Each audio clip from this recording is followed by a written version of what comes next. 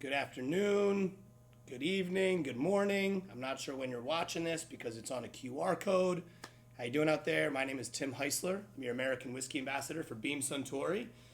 Coming to you virtually today to do a little bourbon chit chat because you picked up this awesome package and we so dearly appreciate it. But what we're going to talk about today? Well, I think we're all familiar with whiskey, right? Whiskey is a very, very broad paintbrush stroke. Whiskey just means that you're distilled from grain, you're put into a barrel. You can make it anywhere in the world. You can make it in Ireland, you can make it in Canada, make it in Japan, make it in Scotland, you can make it in America. Today we're going to talk about bourbon and the laws that kind of govern bourbon. What is bourbon? What separates bourbon? Well, first bottle we're going to talk about, Jim Beam. I hope everyone's very familiar with this. In 2020, we actually celebrated 225 years of whiskey making under the last name Beam. Going back to 1795 with Jacob Beam. If you pick up actually one of these bottles, you'll see all 7 generations of our master distillers right here printed on the side. But when you see bourbon, what can you infer from that? Well, rule number 1, got to be made in America. Biggest misconception is that all bourbon has to be made in Kentucky. You don't have to be. You just got to be made in America. Kentucky is home to 95% of bourbon. That is our homeland. That's where we started making bourbon. But you can make it. I'm right here in New York. You make it in New York. You make it in California. But the majority of it's coming from Kentucky. One of the reasons is our limestone filtered water. We have great water source there, and also the climate. When we eventually get this into the barrels, and that whiskey eats and sleeps and breathes with those barrels throughout the seasons, really nice climate in Kentucky for making great whiskey. So rule number 1, made in America. Rule number 2, the grain that we're going to cook, ferment, distill, and eventually put into that barrel, it's got to be at least 51% corn.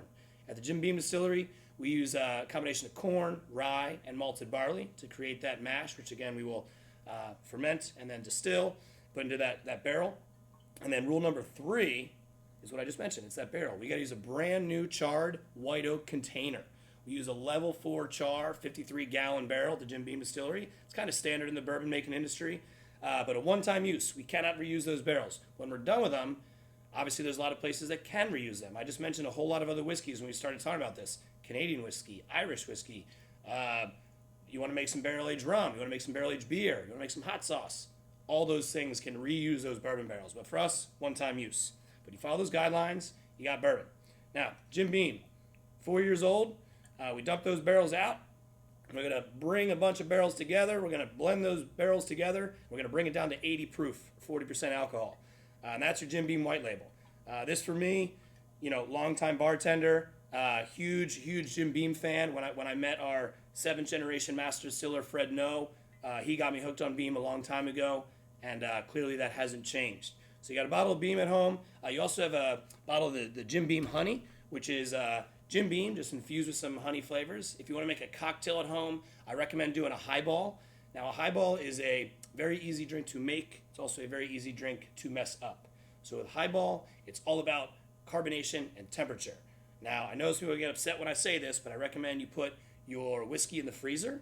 All right, maybe you get a mug in the freezer as well. The idea with a highball is that we really want to retain all of the bubbles from the club soda. So I usually do 1 part spirit, so 1 part Jim Beam or 1 part Jim Beam honey, so 4 parts club soda or really nice carbonated water. But the enemy of carbonation is temperature. So the warmer everything gets, you're going to lose all that gas. So I keep my whiskey in the freezer, keep my glass in the freezer, keep my club soda in the fridge, and I make that 1-to-4 ratio. The colder the drink is made and remains throughout the drinking process, the more refreshing it's going to be. So that for me is a proper highball. Maybe you get like a little lemon peel or a piece of lemon on top, add a little citrus to it. Really nice, especially spring or summertime. Great drink. Next one we're going to talk about, got your Knob Creek. Also made at the Jim Beam Distillery. Now I mentioned our 7th generation master distiller, Fred No. Well, it was his father, Booker No, in the late 80s, early 90s, who created small batch bourbon. Now, small batch bourbon is exactly that. We're taking smaller batches of barrels from the center cut of our warehouses where we see great maturation, great airflow, and just really unique flavor profiles coming from those barrels. With Knob Creek, 9 years old, 9-year minimum on Knob Creek, and then bottled at 100 proof. So again, as a bartender, this for me is that bigger, louder, a bit more robust. You're going to get some much bigger and heavier caramel notes to it. And as far as cocktails go, when you talk about your classic cocktails, your Manhattans, your Old Fashions, the ones we see on all the cocktail menus now, this is something I would lean on very heavily. The reason is with that higher proof, older age statement, it's going to stand up to a lot of the other ingredients going into those drinks. So if you got some larger ice cubes, you got some vermouths, you got some bitters, you got some other citrus, you're still going to know you're drinking a bourbon cocktail with something like Knob Creek. Hands down, again, as a longtime bartender, one of my go-tos. This might be a little different packaging than you have the bottle in your hand. That's okay. This is a new packaging we just put out. So still the same Knob Creek. Just a fair warning on that. Just got the new bottle in my hand. And if you don't feel like making a cocktail, you just want to have it, drink that neat or with an ice cube, that's great. But we also already gave you a cocktail because you got this on the rocks bottle right here, made with Knob Creek, old-fashioned. Grab a glass, grab some ice cubes, dump it out. Maybe an orange peel, maybe a cherry, maybe a lemon peel, whatever you want. You're drinking this at home. It's your booze. Drink it however you like. I'm not going to get you in trouble. But I hope you enjoy the products that you got in front of you today. Thank you for tuning in. I hope you learned a little something. Maybe I debunked a myth or two that you had in your brain. Again, happy Father's Day. And I'm going to kick this over to my friend Chelsea Melvin from the Maker's Mark Distillery. We will see you next time, hopefully in person. Cheers. Thanks, Tim. Hey, everyone. Happy Father's Day. I'm Chelsea Melvin with the Maker's Mark Distillery. So happy to join you. Since Tim covered all the bases on what makes a bourbon, I'm going to teach you a fun party trick. I'm also going to talk a little bit about this, Maker's Mark Bourbon. Before we get to the cocktail, let's get a little history in. Since 1844, the Samuels family has been making whiskey in America. But in 1953, Bill Samuels Sr., the founder of Maker's Mark, set out to make his own bourbon. He had a flavor vision in mind, and that was a front palate, smooth, easy sipping bourbon, absent of bitterness. And the way we achieve that is by using soft red winter wheat and our mash bill. Fun fact, we've been getting our soft red winter wheat from the Peterson family down the street from the distillery since we started. Let's get into making a cocktail.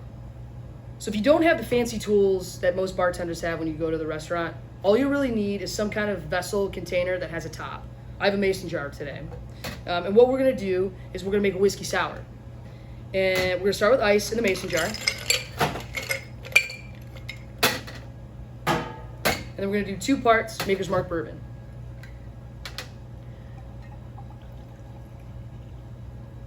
We're going to follow that up with some fresh lemon juice, so 1 part. Again, if you don't have a jigger, that's totally fine. Just know that it's 2 parts whiskey, 1 part fresh lemon juice, and then a spoonful of your favorite jam or jelly. I'm using raspberry today. I'm a big fan of raspberries, actually any berry to be exact. Once we have all ingredients in your mason jar, grab the top, seal it tight, and give it a good shake. Shake this for about 20 seconds, right? Now we have a raspberry flavored whiskey sour. You can drink it right out of the mason jar, put it in a glass.